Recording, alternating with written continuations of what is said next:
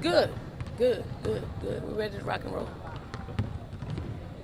Coach, also, I think going into the Ole Miss game, you said that you guys need to be playing your best basketball now, not waiting for Greenville or March Madness.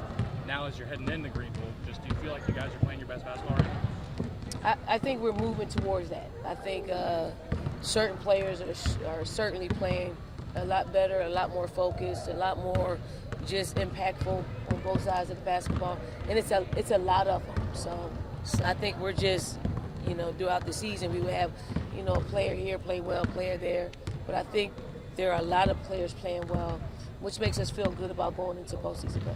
Describe how a tournament like this, especially you said it's going to be the most difficult one in many years, can help be a final tune-up before the NCAA tournament to create those good habits. Yeah, I mean, our league is tough in itself. The conference tournament is tougher. I think it's tougher than the league because it's just so condensed, and you're going to get the best of the best, or the best of the best that's playing their best on this weekend. I mean, this league always puts you in a position to compete for a national championship. Like, our national championships were realized because of the SEC and the type of conference that we deliver time and time again. Like, we always are putting each other in a position of having to compete, having to adjust, having to play different styles, and bringing in Oklahoma and Texas really actually gets us even more prepared. What have you told the freshmen who haven't been through this about this weekend, kind of how unique that setting, as you say, is to play in? Nothing. Like, it's another business trip. It is. I mean, I don't want to put any more pressure on them than what it is. I mean, it's a gauntlet. We've been through a gauntlet, so we just tap into some of the hardest stretches of our season. Will apply this weekend. Don, there's a moment in Sunday's game where Chloe felt like she got fouled, and Raven kind of came over and kind of composed her. How much does that veteran leadership kind of help, in this next stretch of games? You said she got fouled? She felt like she got fouled going up for the bucket for a lay-in, and he was frustrated about it. And then Raven kind of came over, composed her, and got things back on track. How much is that leadership going to help out? We've seen that over and over again. Like, did you say Ole Miss game? No, it was Kentucky. Well, it happened in the Ole Miss game as well. Like, I think Chloe traveled, and you had Breezy, you had Raven coming right over to her. Turn the page. We've been talking a lot lately about, one, keeping the main thing. Two, just being unflappable, just unshakable, unbothered, no matter what environment we're in, no matter what the circumstances are. Just really rely and trust your habits. And I do believe we're doing that. Do we want our players to be robots? No.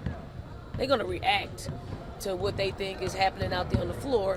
But the moment they can just turn the page as quickly as possible is the moment that, we've gotten better at, towards the end of the season. Sakima had a boot on her foot before Sunday's game. What's her status for the weekend? I got to find out when Thursday night. I'll find out Thursday night.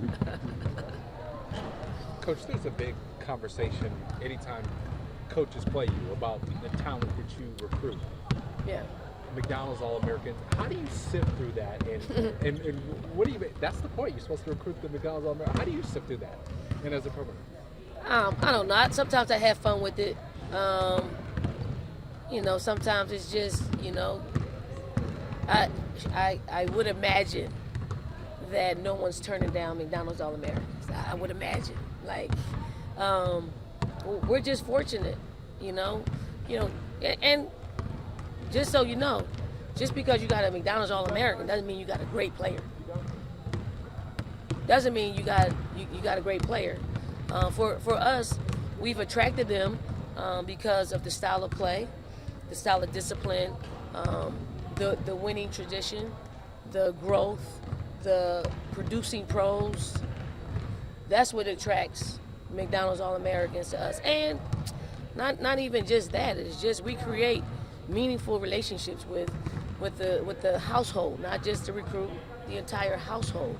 So if the household's happy and we've done our job, it's a lot of Happy Meals to go around. Anything else for Coach? When you think of last year, Diana be wrap it up. So now I don't put this. I don't put this foot in this mouth. Right. Thank you, Diana. I can't get a bit out there sometimes. Don, last year, Malaysia really came alive during the SEC tournament. She's the reigning MVP. How has she grown in the last 12 months? I mean, Malaysia is, she's a processor. Like, I mean, she's a Taurus, so she's a little stubborn. She's a lot competitive. She is. Don't tell her no, because she's gonna prove you wrong. You have to approach her in a way of opening her mind up. Stubborn.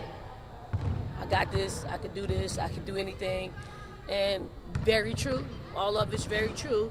But there are times in which you need to play some things, right? And we've played some things in her life, in her game, that now it's being utilized to a point where it's lean. Her layups, her defense, like it's all has improved, over the last few months, not even year, like the last few months. So I'm pretty happy about it. And I'm happy that, a lot of our kids got recognition. Her being the sixth player, her being on the second team, Joyce being on the first team, Fagan and Raven being on the all defensive team, Powell being on the second team. I was quite shocked because when we've had our best teams, we weren't in the number in that regard. So, kudos to the coaches who voted for our players, even when there's a little South Carolina fatigue.